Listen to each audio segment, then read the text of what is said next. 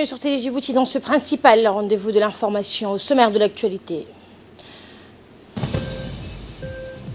Le président Guilé et son homologue somalien ont eu un tête-à-tête à la présidence somalienne. Élément de réponse dans ce journal.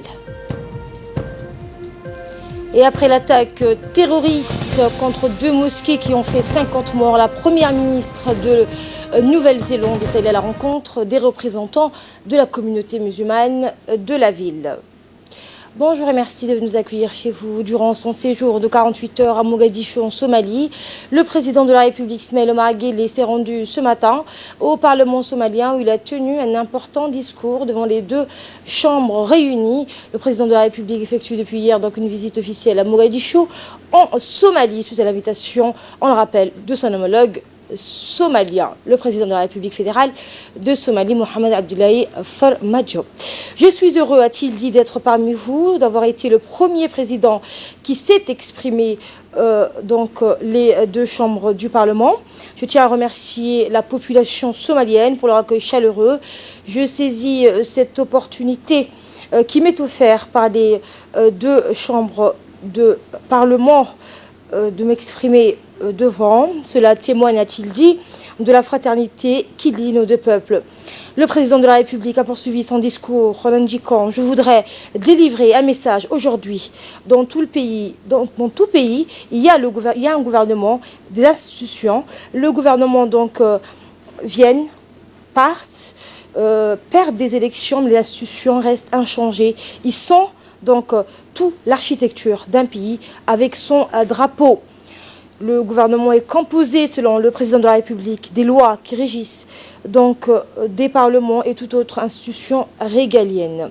C'est le rassemblement donc homogène de la population qui est l'âme du gouvernement. Comment donc pourrais-je apporter, a-t-il dit, le développement, la priorité, la propriété, donc chaque citoyen a perdu, que chaque citoyen somalien, a-t-il dit, doit savoir qu'il y a des lois régaliennes qui les protègent.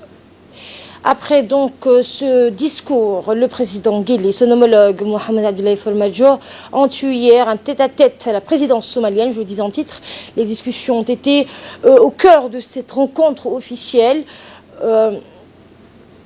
Emporté sur les voies et moyens propices au renforcement des relations d'amitié exceptionnelles et de la coopération qui sont le fruit incontestable de la communauté de valeurs, de convictions, de culture et de langue entre les populations des 2 nations.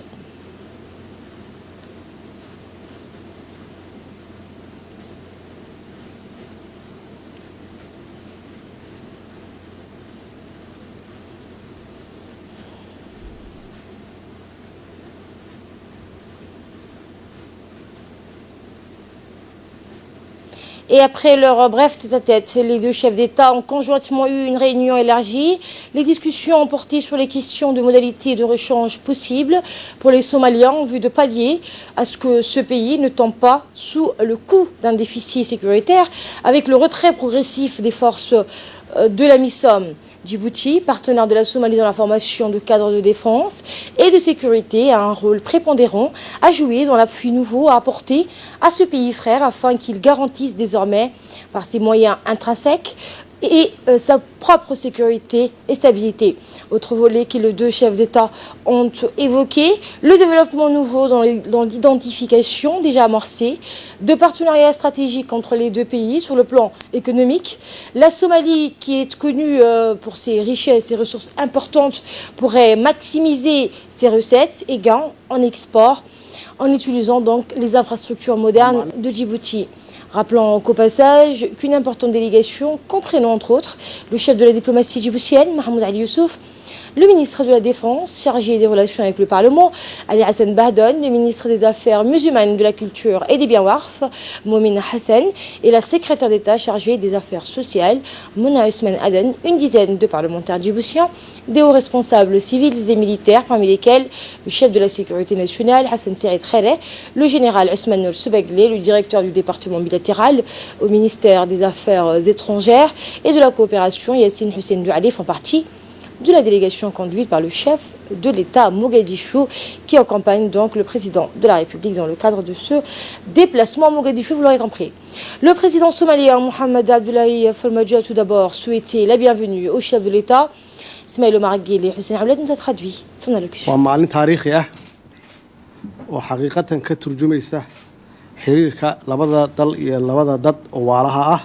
Le président somalien Mohamed Abdullahi Farmajo a tout d'abord souhaité dans son intervention la bienvenue au chef de l'État, son Excellence Ismaël Omar Guelleh. Dans son allocution, il a souligné que cette rencontre témoigne des relations fraternelles et historiques qui lient nos deux peuples frères. Nos relations historiques et uniques, a poursuivi Farmajo, émanent avant tout de la volonté de nos deux peuples. Il est important, a-t-il dit, de renforcer nos coopérations dans les domaines commercial et autres secteurs.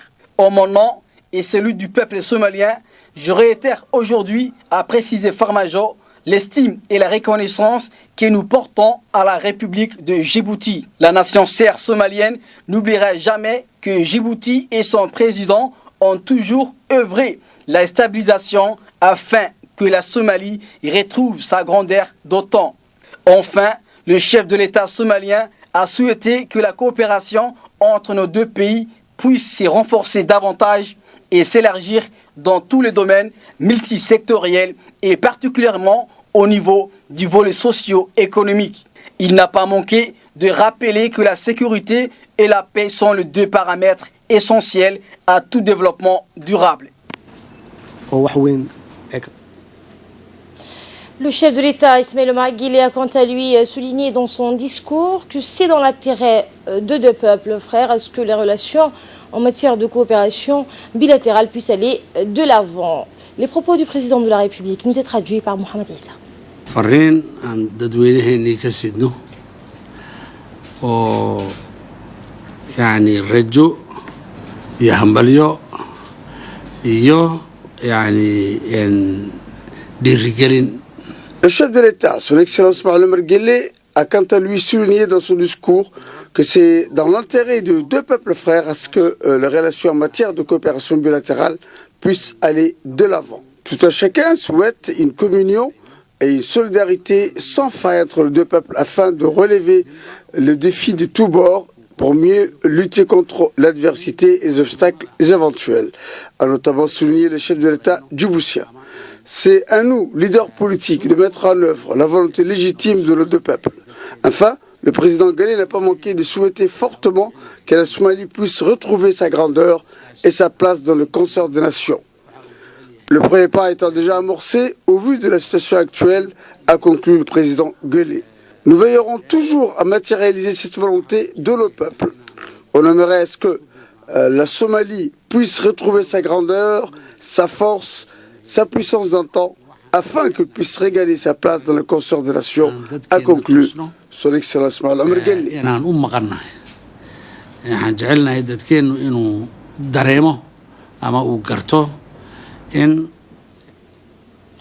Et après cette réunion entre les deux chefs d'État, le président Farmajo a convié le président de la République, Ismaël Omar Guelleh, à sa délégation à un dîner officiel organisé à la présidence somalienne.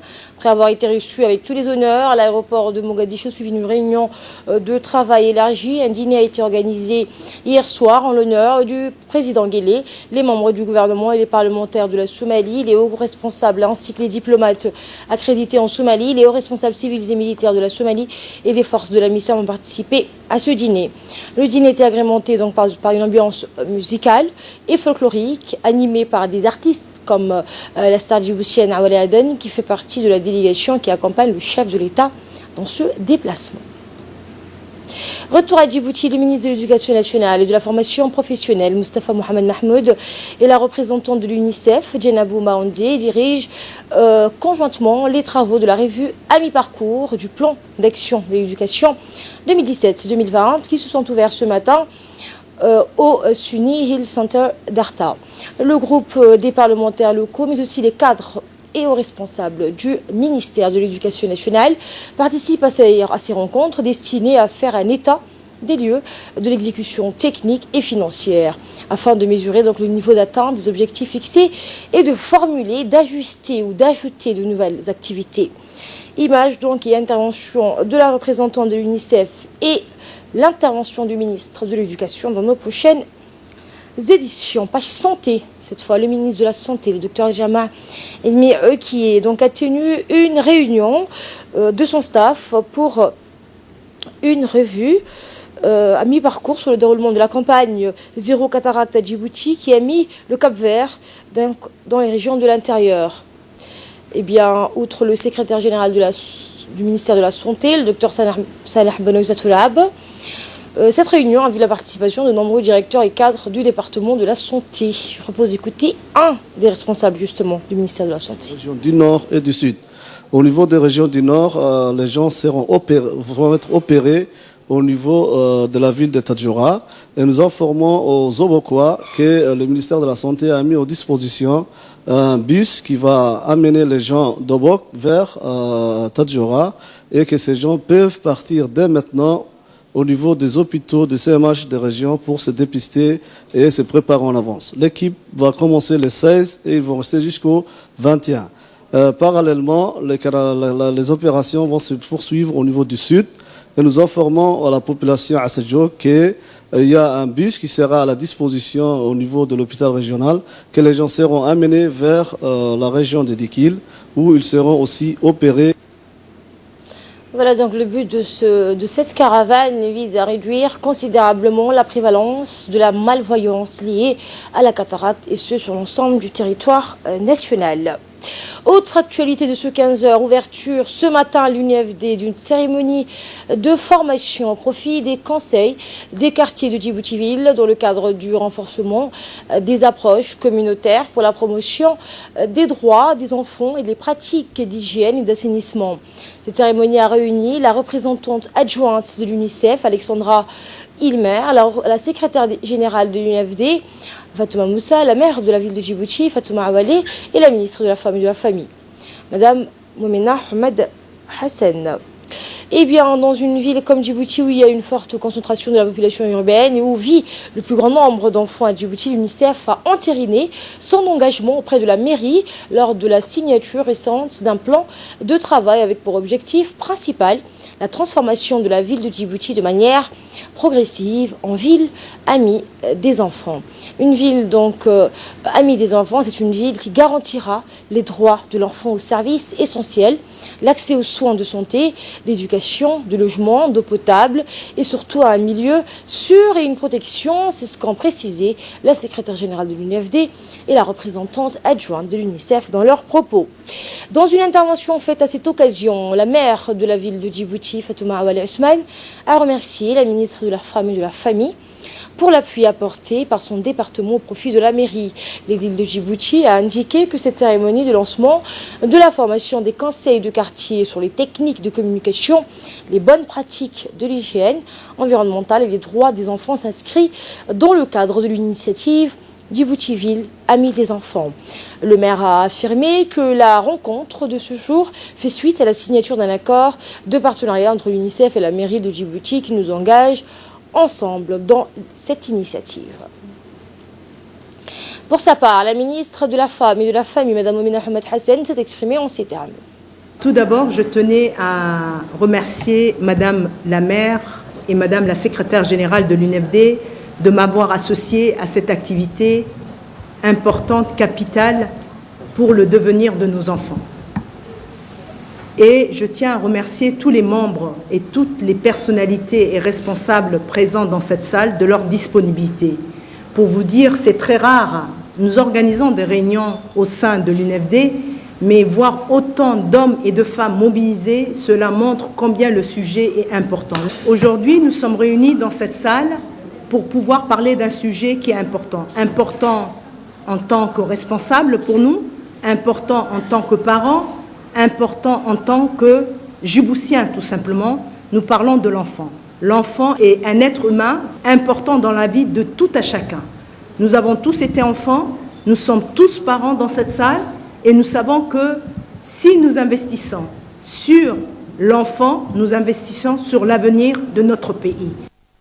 Dans le reste de l'actualité, le ministre délégué chargé de la décentralisation, Ahmed Ramis, a reçu aujourd'hui à son cabinet l'ambassadeur d'Égypte à Djibouti, Ahmed Adel Subhi. Les discussions entre les deux hommes ont porté sur les voies et moyens de renforcer l'appui de la coopération égyptienne au département de la décentralisation pour l'année en cours. Le ministre a profité de cette occasion pour informer le diplomate que le groupe électrogène octroyé par la coopération égyptienne à son département pour l'électrification de la ville de Dora, donc de la localité de Dora, dans la région de Tadjoura, a été déposé sur le site et que les étapes de raccordement sont en cours grâce à une parfaite collaboration de son collègue du ministère de l'Énergie, Younis Ali Guedi, et du directeur général de l'EDD, Jama Ali Ghili. Le diplomate égyptien a fait part de son appréciation des efforts du ministère et a assuré le ministre qu'il œuvrera de son mieux pour poursuivre et renforcer le soutien apporté au ministère. Dans le reste de l'actualité, le président de l'autorité des ports et zones franches, Aboubakar Al-Hadi, a signé jeudi dernier avec la société Yara d'El Djibouti pour la location de terrains à bâtir et exploitation du terminal de potasse et fourniture de services à Yara dans le port de Tadjoura, en République de Djibouti. Cette société a été représentée par son vice-président, Haidar Hagen, du côté de l'autorité des ports et des zones franches. Le président du conseil d'administration du port de Tadjoura, Mohamed Aden Cher, était également présent avec ce contrat de location et de service. La société construira, détiendra et exploitera des installations de potasse dans le port de Tadjoura. Elle a l'intention de transporter par la route le produit de la potasse issu de ces opérations d'extraction et de traitement de la potasse dans la région septentrionale de l'Éthiopie jusqu'aux installations d'exportation via sa société Frison, située donc dans le port de Tadjoura, à la pointe de la technologie récemment construite. La société des zones franches Yara d'El Djibouti louera au port de Tadjoura un terrain total de 36 550 m² afin de construire une capacité de stockage totale estimée à 105 000 pour la potasse, la manutention et les bâtiments administratifs connexes liés au produit. Le produit donc fabriqué à la mine en utilisant l'infrastructure du port de Tadjoura à des fins d'exportation est estimé à environ 600 000 tonnes métriques par an. Tout à fait autre chose, dans le cadre de la répression de la grande et de la petite délinquance et suite à des investigations menées sur le terrain, la gendarmerie nationale a constaté une montée en puissance du trafic de produits stupéfiants dans la commune de Belbalast, ainsi que la gendarmerie nationale a concentré les efforts des unités judiciaires territorialement compétentes sur cette partie de la capitale en vue d'éradiquer ce fléau. En cette optique, dans la journée d'hier, suite à des renseignements recoupés, les gendarmes de la brigade de Chermoussa ont intercepté un véhicule à usage taxi devant le complexe East Africa Holding situé au PK13. Au cours d'une fouille à perquisition effectuée dans ce véhicule, les gendarmes ont découvert, vous le voyez à l'image, 5 sacs contenant chacun 50 tasses d'herbe de cannabis, soit un total de 250 tasses pesant 16,3 kg, dont la valeur marchande est estimée à la somme de 5 millions de nos francs. Au cours de son audition, le chauffeur de taxi a déclaré avoir transporté cette marchandise illicite depuis un parking des camions éthiopiens au PK18. Quant à la marchandise illicite, elle a été saisie. Placé en garde à vue, le chauffeur de taxi sera déféré devant la justice pour répondre de ses actes. Après l'attaque terroriste contre 2 mosquées qui ont fait 50 morts, je le disais en titre, la première ministre de Nouvelle-Zélande est allée à la rencontre des représentants de la communauté musulmane de la ville. Jacinda Ardern a réaffirmé le soutien de tout un pays. Mort, la première ministre de la Nouvelle-Zélande est allée à la rencontre des représentants de la communauté musulmane de la ville. Jacinda Ardern leur a réaffirmé le soutien de tout un pays. L'attaque a provoqué un an de choc en Nouvelle-Zélande. C'est le plus gros massacre qui n'ait jamais eu lieu dans ce pays réputé accueillant. Dans ce pays de 5 millions d'habitants, seul 1% s'identifie comme musulman. La Première ministre a déjà promis de durcir les lois sur le port d'armes, alors qu'on estime qu'1,2 million d'armes sont en circulation. Le constructeur Boeing a vécu une semaine noire marquée par l'évaporation de près de 25 milliards de dollars de capitalisation boursière et une image écornée, conséquence d'une gestion de crise ratée après la tragédie du 737 MAX 8 d'Ethiopian Airlines. Explication. Le constructeur Boeing a vécu une semaine noire marquée par l'évaporation de près de 25 milliards de dollars de capitalisation boursière. Une image écornée, conséquence d'une gestion de crise ratée après la tragédie du 737 MAX 8 d'Ethiopian Airlines. L'avion s'est écrasé le 10 mars au sud-est d'Addis Abeba, tuant 157 personnes à bord. C'est le second accident meurtrier en 5 mois impliquant ce modèle entré en service en mai 2017. Un 737 MAX 8 de la compagnie indonésienne Lion Air s'était écrasé en octobre, faisant 189 morts. Boeing s'est contenté d'un communiqué succinct publié après l'accident d'Éthiopien et actualise une fois par jour en dépit des immobilisations de 737 MAX en Chine, le lendemain en Europe dans la foulée. Les experts déplorent que le constructeur aéronautique n'ait pas pris les devants, une erreur magistrale selon eux, l'ère des réseaux sociaux et de la transparence. Et c'est ainsi que se referme cette édition. Merci à vous pour votre aimable attention et informations continues sur nos chaînes.